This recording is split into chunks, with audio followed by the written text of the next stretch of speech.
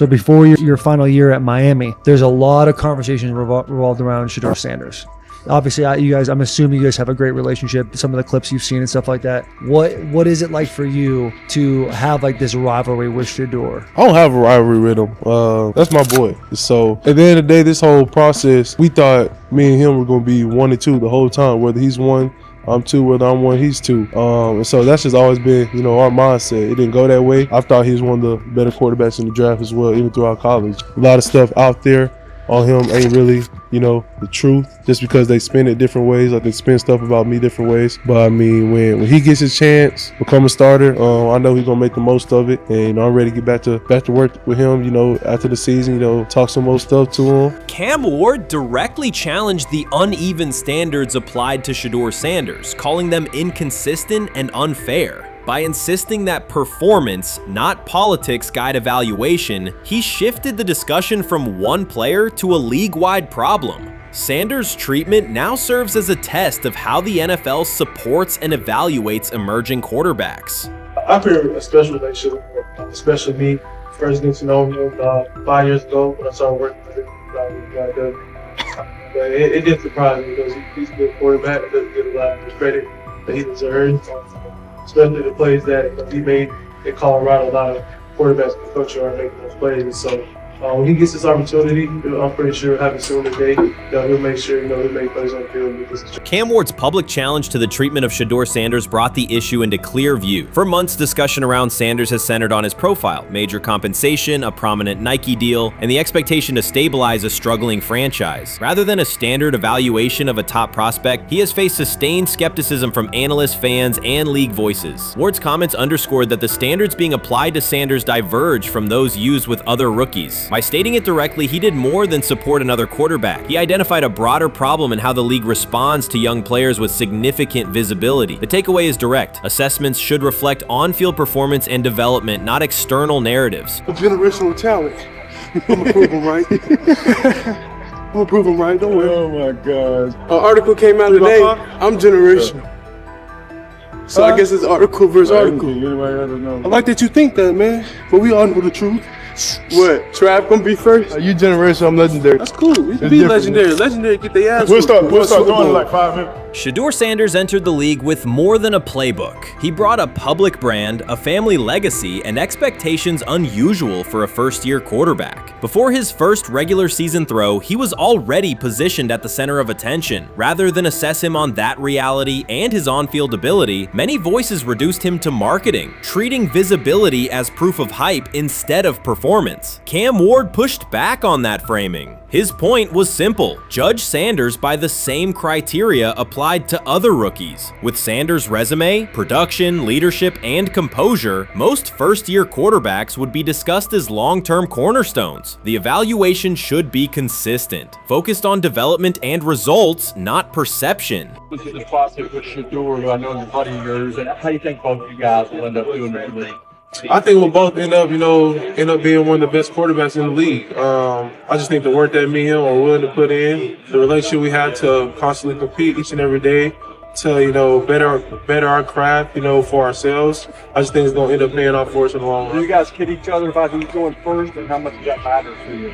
Yeah, we play around, we joke around with it. Really don't mean nothing. The draft pick will never mean anything. At the end of the day, you got to show whether you can prove each and every Sunday. You can't just do it 1 year. Disrespect shows up in two patterns. First, Shedeur Sanders is repeatedly framed through his father, Deion Sanders, as if lineage erases his own work. Discussion drifts to pedigree instead of what the film shows. Second, his visibility is treated with suspicion. His audience reach, partnerships, and ability to lift ratings are labeled hype rather than recognized as value. Instead of acknowledging that he drives demand and expands the stage for his team, critics call it an unfair edge. The result is a skewed evaluation. Star power is held against him while on-field production gets pushed aside. The standard should be consistent. Assess the tape and the development, not the last name or the attention it brings. Well, Ward, where microfact. Cam Ward's remarks went beyond defending Shedeur Sanders. They confronted how the league manages star power. The reality is simple. The NFL markets visibility, but resists it when a player doesn't follow the expected script. Rookies are supposed to be quiet, deferential, and grateful for limited leverage. Sanders arrived with leverage, brand reach, major endorsements, and confidence. And that presence was recast as entitlement. Instead of treating those factors as earned advantages, much of the commentary used them to diminish him. Ward called out that contradiction. The same influence the league sells to audiences is criticized when a young player exercises it. His point is a standards problem, not a personality dispute. Evaluate Sanders on his preparation, leadership, and results. Don't penalize him for having a platform or for using the leverage that the modern NFL itself helps create.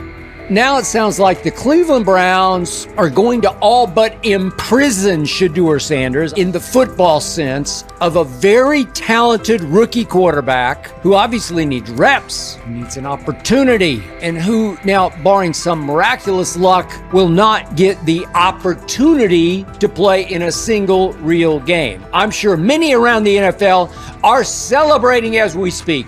They are chuckling about this. Many in the NFL wanted to teach Shedeur and his daddy. Cleveland became the center of the conversation. With Shedeur Sanders attached to a major Nike partnership, the expectation was straightforward. He should be given real game reps. The Browns instead leaned on Joe Flacco as the default choice, treating stability as the safer path while sidelining a quarterback with clear cultural and commercial pull. Each week Sanders didn't see the field, scrutiny grew. Commentary questioned the value of his contract environment and relevance, and fan debate shifted from development to doubt. That wasn't measured evaluation. It was a delay framed as prudence that eroded confidence in the process. Cam Ward reset the terms of the debate. He pointed to an uneven standard. When veterans or other young players secure significant endorsements, it's considered smart business. When Sanders does it at scale, it's recast as ego or hype. Even the scope of his off-field agreements became ammunition against him rather than evidence of market demand. Ward's position is simple. Use one standard.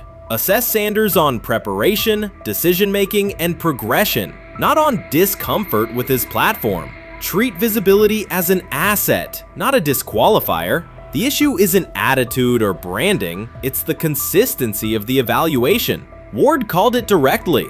The treatment has been unequal, and it should be corrected by aligning opportunity with performance criteria.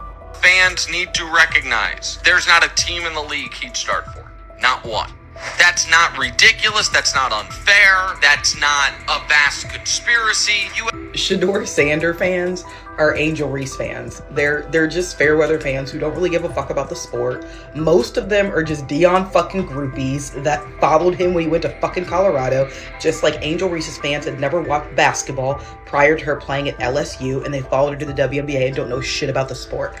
That's it. Now Dion fucking groupies are running around acting like, oh, this is payback to his dad. The timing is pivotal. Shedeur Sanders isn't trying to blend into the league's background. He's shaping the agenda. He drives debate segments, fuels short-form highlights, and moves merchandise at a pace most rookies never approach. By the metrics that define modern attention, he is the draw. Yet, a segment of observers continues to undercut him, not because of shortcomings on tape, but because of discomfort with how prominent he already is. Cam Ward put words to what many could see. Coverage around Sanders has been filtered through reaction to his visibility, rather than a clear read of his performance and growth. The market has already weighed in. Demand is real, not manufactured. Nike's record-level rookie endorsement aligned with that reality, signaling long-term value and cultural reach. This exposes a core contradiction. The NFL depends on star power to sell tickets, fill stadiums, and boost ratings, but it resists stars who set terms on their own. Visibility is celebrated until a player exercises it. The fix is straightforward. Apply one standard. Evaluate Sanders on preparation, decision-making, and results, and treat his platform as the asset it is. If the league benefits from his presence, its evaluation practices should reflect that same same reality, consistently and without penalty for scale.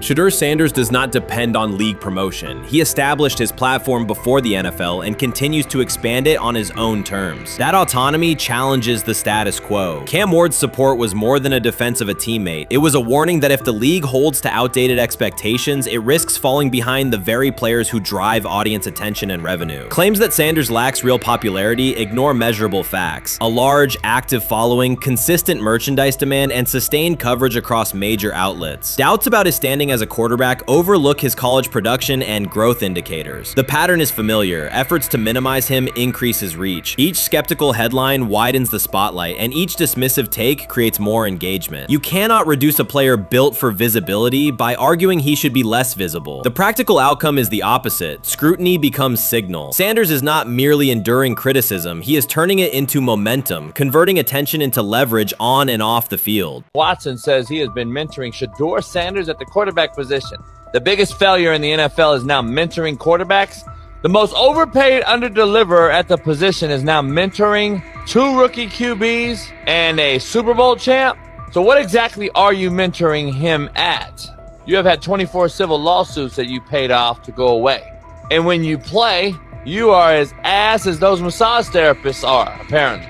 Shedeur Sanders is also a show. It's all about him. It's all about anything else. If you don't see that by now, then you're just blinded. Cleveland's second most talked about player has yet to take a professional snap, and it isn't Deshaun Watson. Rookie quarterback Shedeur Sanders has already captured the locker room's attention and the fan base's enthusiasm, creating a visible shift in the team's internal dynamics. Watson, once the uncontested focal point, now shares the spotlight with a newcomer who has only practiced in shorts. The Browns are experiencing a rapid, unforeseen change in popularity within their roster. Four-man competition. It's not. It's 2 guys versus 2 guys.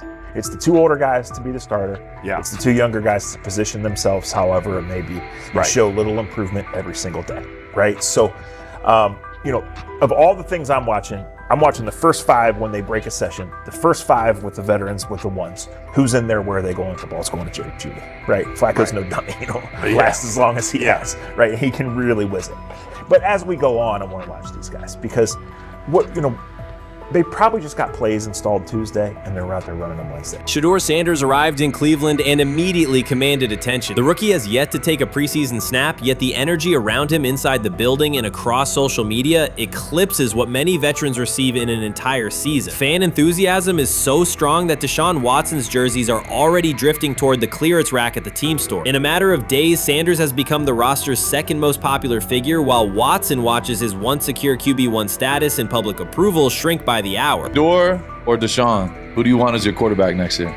Honestly, Shedeur. I love Deshaun though. Like, I don't understand all the hate for Deshaun. You get hurt and you get booed, bro. That's foul. That might be the foulest I ever seen. The Browns' social media staff posted a single candid photo of rookie quarterback Shedeur Sanders releasing a warm-up throw, and the response was immediate and overwhelming. Fans saturated timelines with edits of themselves alongside him, while Deshaun Watson's routine practice reps drew comparatively little notice. Although an official Sanders jersey has not been released, unauthorized versions are already moving at a pace that exceeds merchandise sales for several other AFC North teams. The surge in interest marks one of the most intense fan reactions Cleveland has experienced in recent memory. The excitement surrounding Shedeur also triggers a wave of criticism. Veteran analysts, anchored in a 1980s mindset, question whether his style will translate into lasting success. They focus on his NIL earnings, social media presence, and visible confidence, arguing that the image overshadows substance. To them, outward self-assurance appears to be a distraction rather than a competitive asset. Even a simple smile or brief display of personality is cited as evidence that he lacks the measured discipline they expect from a starting quarterback. Critics claim Shedeur Sanders is notable only because of his father overlooking the performance he delivered at Colorado. Many of those same observers ignored the Buffaloes until Deion Sanders made national headlines, yet they now question whether his son has earned the attention. They want rookies to keep quiet, carry clipboards, and wait 2 seasons before challenging for a starting role. Sanders is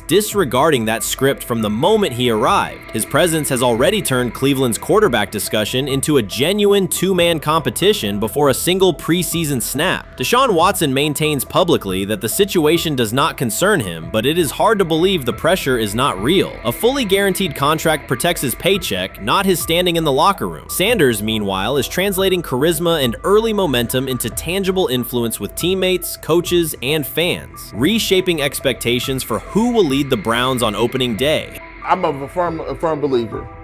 If I wanted Shedeur Sanders at 2, at worst at 33, of course I already think that he's better than other quarterbacks.